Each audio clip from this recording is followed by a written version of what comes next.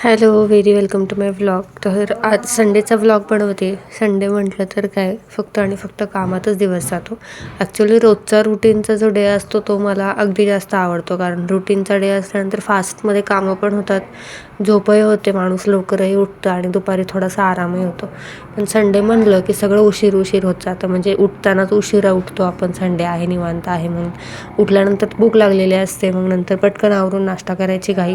परत थोडेसे एक्स्ट्रा कामं, जसं की आज मी थोडंसं घरातली स्वच्छता केली, जाळ्या वगैरे काढून घेतल्या. आता संक्रांत पण जवळ येते, तर म्हटलं एक एक गोष्ट आवरून घ्यावी. पटकन जाळ्या वगैरे काढल्या, अंथरूण घडी केलं आणि त्याच्यानंतर झाडून वगैरे काढलं, स्वयंपाक केला, जेवण केलं. पहिल्यांदा उपमा केला होता उठल्यानंतर, आंघोळ वगैरे केल्यानंतर.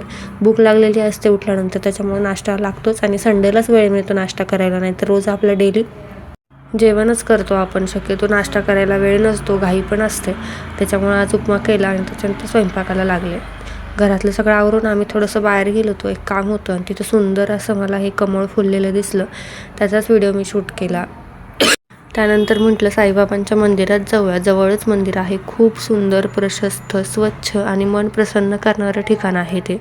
तर यांना म्हटलं चला आपण जाऊया, कारण रविवारशिवाय आम्हाला दोघांनाही वेळ मिळत नाही, घरच्या कामांमुळं, जबाबदाऱ्यांमुळं, किंवा त्यांचं ऑफिसचं जे टायमिंग आहे ते खूप हेक्टिक असतं, त्याच्यामुळं आम्हाला कुठे बाहेर नाही जाता येत. तर आज आम्ही संडे आहे म्हणून मंदिरात जायचं ठरवलं.